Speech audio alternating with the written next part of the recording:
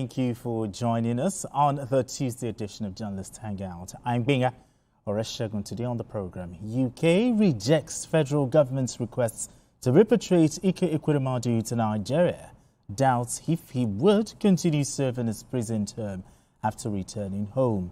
United Nations tells the federal government to use all lawful measures to stop kidnappings as Ondo State Amotekun adopts new strategies to secure schools. And later on the show, PDP crisis worsens as Wike camp sues to nullify Ibadan Convention. Well, I'll be hanging out with Majid, Jamiu and Shola Ojeusi. Journalist Hangout starts right now.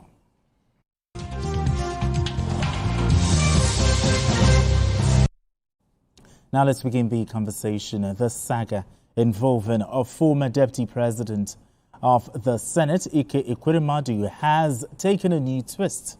Earlier in November, the federal government dispatched a high-level delegation to London to discuss the possibility of Ekweremadu completing his prison sentence in Nigeria. But according to a report, the request was turned down. The UK government is said to be concerned that Nigeria could not provide firm assurances that Ekweremadu would continue serving his sentence if transferred back home. All right, gentlemen, let's begin this way. Looking at this, let's begin this way. On what legal grounds did the Nigerian delegation base its requests for Senator Ekweremadu's repatriation? And were those arguments compelling enough? Well, I wouldn't say compelling enough, judging by the results. Okay. I mean, the reported results. But Nigeria was acting on its rights based on agreements that were made. I think I am made to understand that in 2014, I think that was around January 2014, there was an agreement between the government of Nigeria and the government of the United Kingdom and Northern and Ireland to have a kind of prisoner transfer system put in place. And I think it went to law around September, that same 2014. So by asking or by reaching out to the British legal system or the Justice Department to repatriate the prisoner, I think the Nigerian government was doing what it believed was within its legal or diplomatic rights. Okay. So I don't think they were, trying to go beyond the bounds. But what comes up now is to know whether the argument was strong enough. You know, you have to look at this case beyond all those ordinary cases. This is somebody of substance. And according to the judge, when the judgment was made, this was like a kind of monumental fall from grace. Okay. And by trying to look at this kind of case, the British government want to set an example. And for you to be able to convince them to have to do this transfer, you'll be able to give them enough reason to believe that all those political problems at home will not affect your agreement. Okay. You are not expected to come back to Nigeria and set this man free. He has to continue to serve his jail term. That's the agreement. And you have to give the guarantee that when he's there in Nigeria, it continues. There will be no political whatever trying to stand in the way of what has been done in the UK. Because at least he has to serve a particular period of time before he's given, even if it's going to be a kind of parole or reprieve or whatever. So I am not sure from the British perspective that maybe the argument from the Nigerian side was good enough. Okay. But, you know, we also have to look at it beyond what has been happening regarding our diplomatic power nowadays. Sometimes it depends on the persuasion, the kind of persuasive power you give, the assurances that you give. And also, we've been having a lot of issues with even our own judicial system. A lot of this will be taken into consideration. But sometimes I think it's about time Nigeria start assessing its diplomatic power. Oh, okay. And I think that's, for now, that's about what I was saying. All right. He has raised very valid points. But Does this rejection amount to implicit vote of no confidence in Nigeria's capacity to enforce these high-profile sentences, without, what he said, political interference?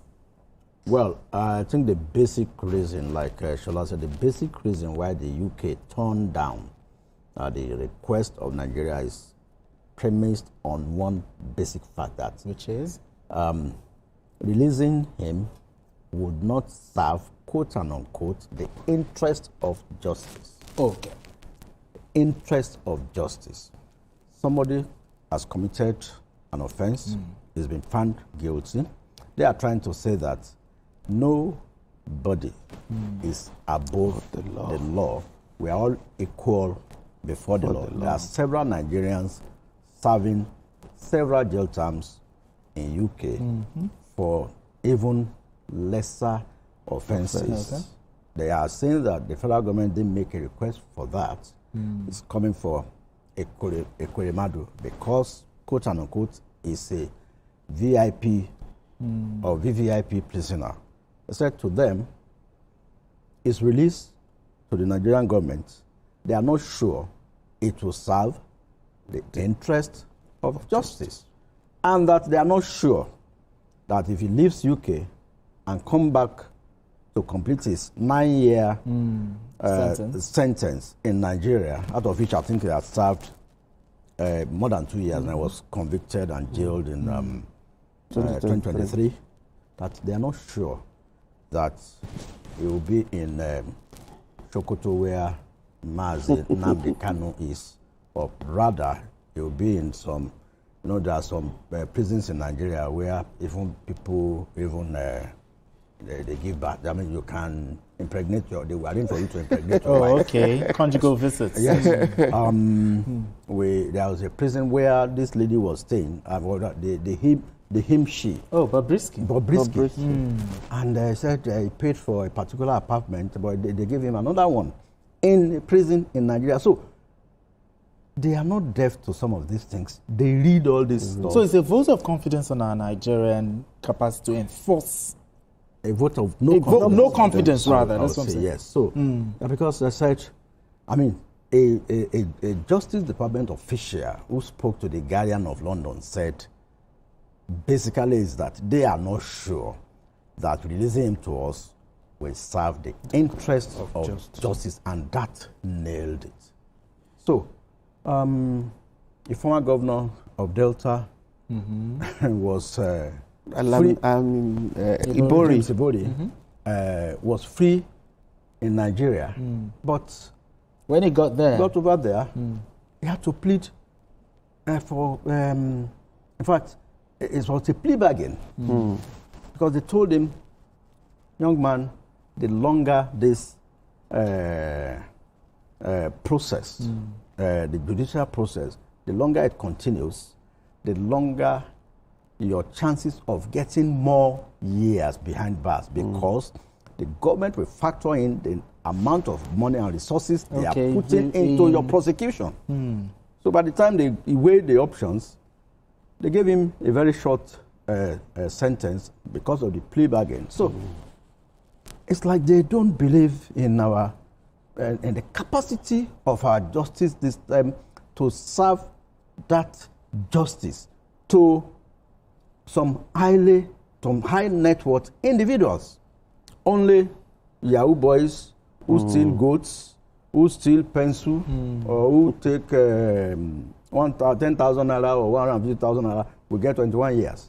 But when it comes to high profile cases, somebody who stole 21 billion pension fund paid how much? 750,000. 750,000. So he gave them 1 million and said they should keep the change. They are taking judicial notice of all these things.